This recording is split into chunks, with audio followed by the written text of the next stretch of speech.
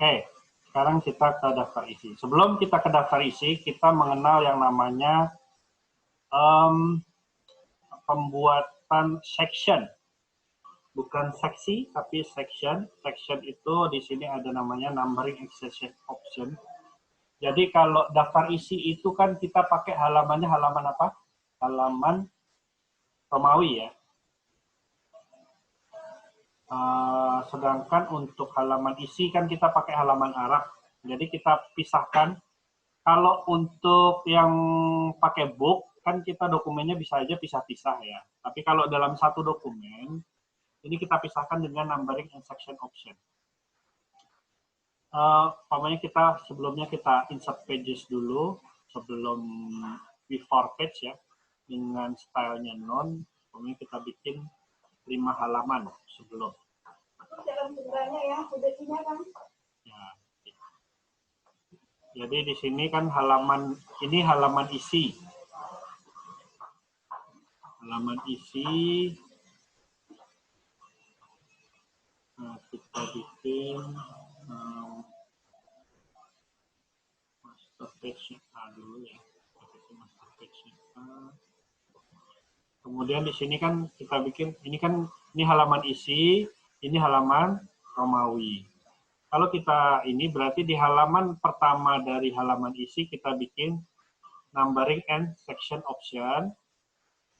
Di sini kita centang start section, bisa udah otomatis ya. Automatic page numbering-nya kita ubah menjadi start page numbering ke 1. Supaya apa? Supaya tidak ngikutin halaman sebelumnya. Terus dokumen chapter numbering-nya kita tetap automatic. Untuk page numbering-nya kita pilih stylenya, karena ini halaman isi berarti udah betul ya, di 1, 2, 3, 4.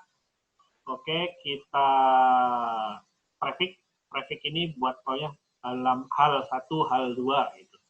Tapi kita nggak perlu, ini oke. Di sini oke lagi, di sini oke. Nah, kalau karena ini tuh tadi kan ini kan otomatis ya, harusnya otomatis. Ini tampilannya masih 7, tapi di sininya sudah berubah. Kita ubah dulu yang di sini numbering and section, kita ubah menjadi halaman Romawi.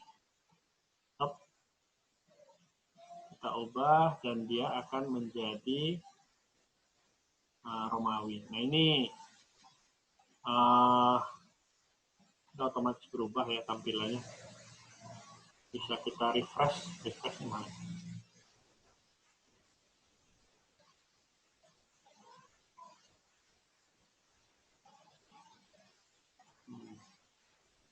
Ini udah berubah ya.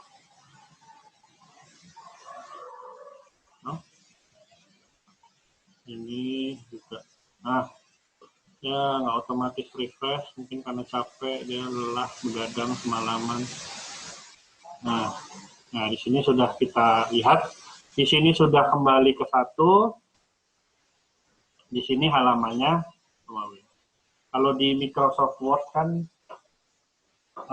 kita page break ya, page break, next page, kemudian kita putuskan dengan section sebelumnya, link to previous section itu kita hilangkan. Nah ini kalau di sini cukup seperti itu. Nah kemudian itu tadi yang untuk, pokoknya kita mau bikin daftar isi. Di sini kita cukup klikkan layout, table of content. Title ini otomatis akan muncul, bentar. Tapi kalau biasanya saya kosongin. Kemudian di sini kita masukkan urutannya judul bab dulu. Kemudian judul subbab, kemudian baru subbab. Di sini ada entry style. Nah, ini adalah styling untuk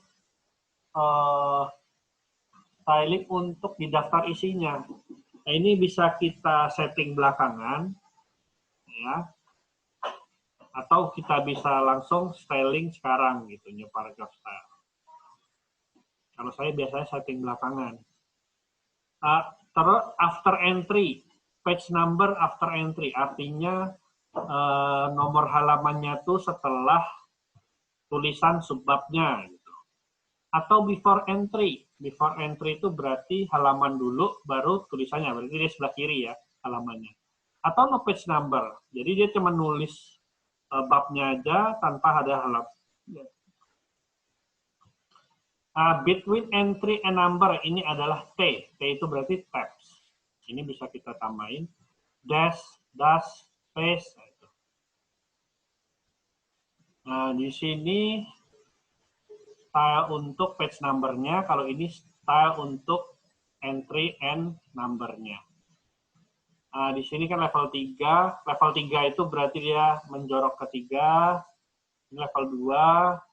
Nah, ini level 1. Kalau umpamanya levelnya sama, tinggal kita turunkan aja. Berarti ini rata nanti dia sama. Nah, ini sini. Kemudian jangan lupa kita save style-nya. Supaya apa? Nanti ketika kita mau perbaiki, kita tahu sampai daftar isi. Kita okekan dan kita masukkan sini. Nah, makanya secara otomatis gini, ya kan? Nah, tapi kok pengaturannya seperti ini sih, gitu. Kok jadi kacau? Nah, ini karena stylenya belum kita ubah. Pertama, di paragraf untuk bullet and numbering-nya kita hilangkan. Non. Nah. Kemudian untuk ini satunya kita buka tab, kita masukkan tab belakang ya, sini. Nah, kemudian tab depan di sini. Nah,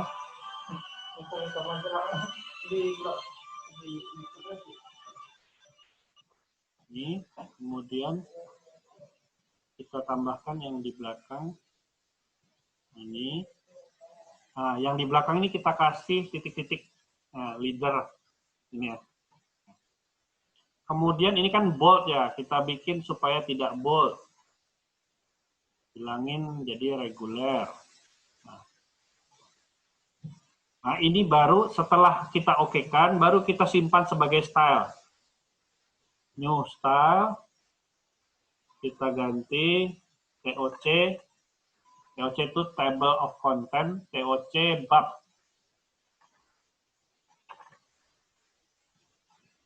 Udah TOC bab, baru kita perbaiki yang table of content yang tadi. Yang TOC bab, kita masukkan stylenya TOC bab. Kita save style lagi. Oke. Yes. Kita oke lagi. Nah, otomatis yang bab akan langsung ngikutin kan? Enggak.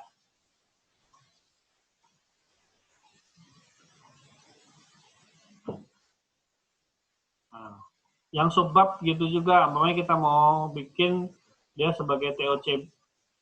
Kalau yang sama dengan TOC babnya ya kita tinggal ubah aja di sininya, di table of content-nya. Subbabnya ini sama dengan TOC bab. Yang subbab juga sama dengan TOC bab.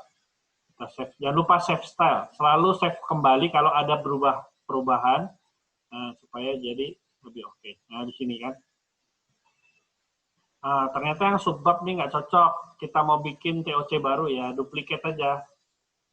Duplicate, caranya klik kanan, duplicate style. Kita bikin di sini subbab. Makanya kita atur tabs-nya lebih sini, maju sedikit gitu. Nah, ini kita bikin sebagai TOC subbab. Nah, ini kan. Nah, nanti jangan lupa di sini, di table of content-nya tetap diupdate. Diupdate ke TOC subbab. Nah, gitu.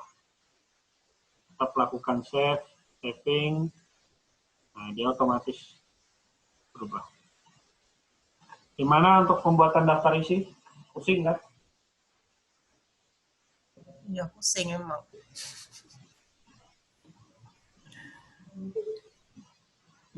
Sambil dicoba-coba aja. Mau saya tungguin, silakan mencoba. Nggak usah rumit-rumit dulu, maunya bikin subbar.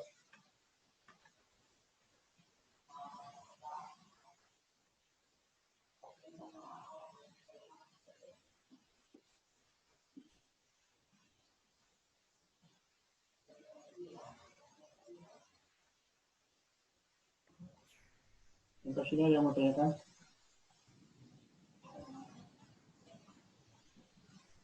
Jadi kalau yang disimpan tadi itu ibaratnya apanya tuh ya, Bang ya? Yang mana nih?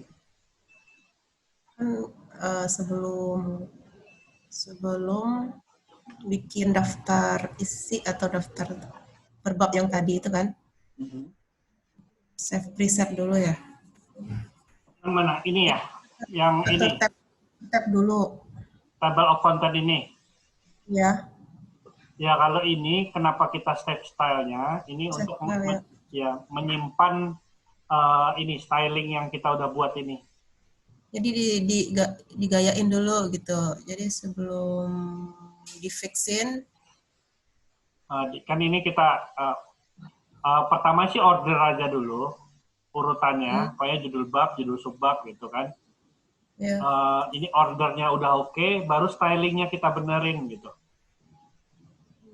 Style entry-nya, style pokoknya di sini kan TOC subbab kan, TOC babnya kan terlalu rapat nih.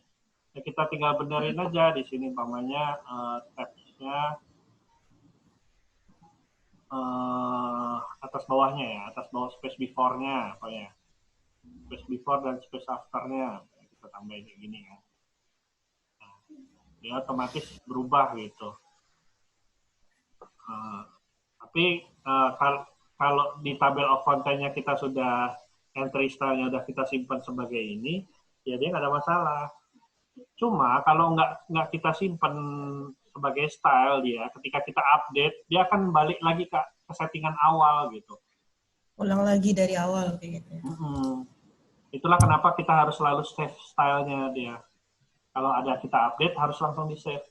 Karena kalau nggak, kan sebenarnya kan untuk mengupdate itu kan cukup di sini aja ya, di layout, terus update table of content, ini kan.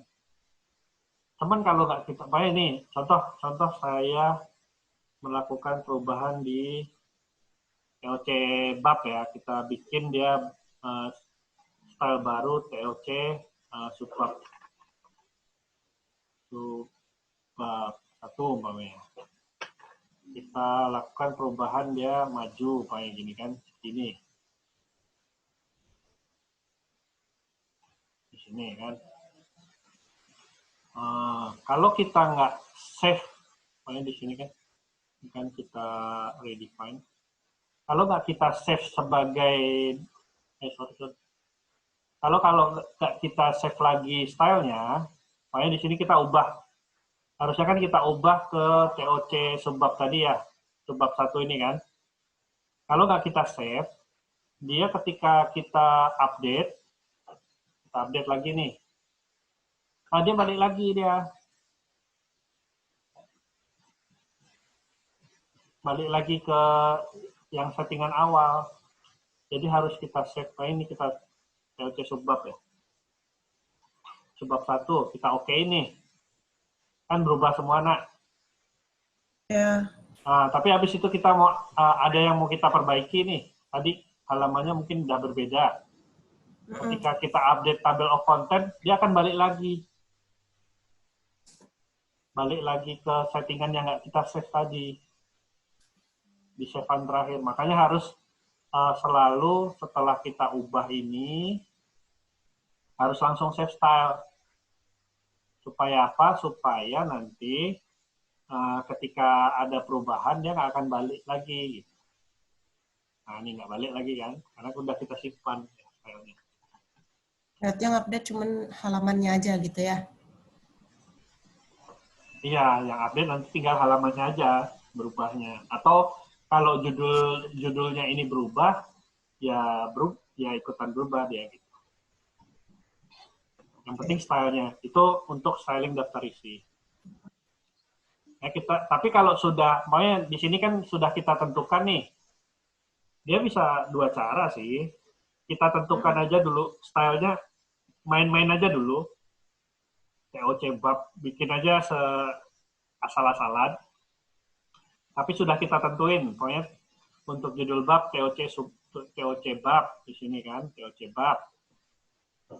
Ini TOC bab, yang ini TOC subbab 1, yang ini TOC subbab. Udah kita simpan kan. Habis itu kita mau atur, setelah itu mau diatur nggak apa-apa, nggak perlu save ulang tadi. Karena apa yang kita ubah adalah styling TOC, styling daftar isinya, bukan styling memberikan stylenya.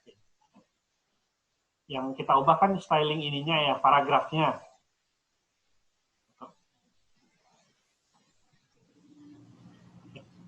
Nah, yang kita ubah kan ini. Ya, kita ubah. Nah, ini kalau ini yang kita ubah, walaupun kita update, dia nggak, ini karena Balik lagi. Enggak, karena ini kita belum simpan tadi. Ini kan kita ubah nih, jadi sini ya. Nah, TOC-nya kan kita ubah nih. Kita klik kan redefine style.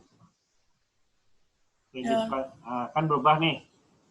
Nah, ketika kita update, dia nggak akan balik dia, walaupun nggak kita simpan di tabel of content-nya.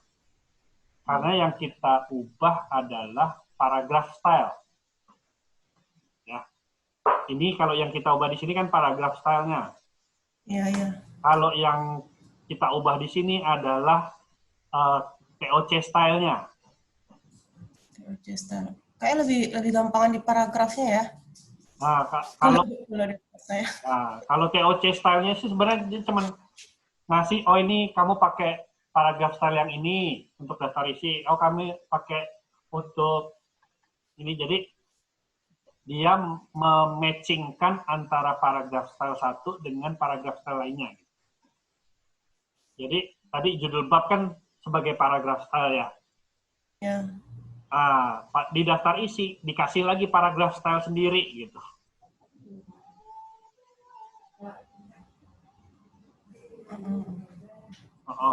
Bingung. Jadi ini kan enggak yang jadi paragraf itu kayaknya sih. Ya, cuman kan contohnya gini ya. Bab 1 ini adalah paragraf style-nya bab ya tadi ya. Judul bab kan. Di sini dia ditulisin lagi sama paragraf style-nya daftar isi. Style-nya daftar isi ya. Tetapi penulisannya dibikin paragraf style baru, namanya TOC bab gitu. Ngerti? Halo? Jadi yang pertama stylenya buat paragrafnya, yang kedua stylenya buat TOC-nya gitu. Iya, betul. Yang pertama itu, yang bab ini, itu kan style untuk tampilan di sini, ya, di sini. Tampilan di page-nya istilahnya di page-nya. itu ya. Ya. Style yang kedua tampilan itu daftar isi. Tampilan di daftar isi. Nah. Ya, itu connect tuh. Nah. Begitu juga kalau kita mau bikin daftar tabel sekarang. Kalau itu daftar isi kan sekarang kita daftar tabel. Tabel of content lagi. Kita bikin yang default tadi, kita ubah ke default lagi. Di sini kita bikin daftar tabel. Kita taruh dia kasih paragraf aja ya.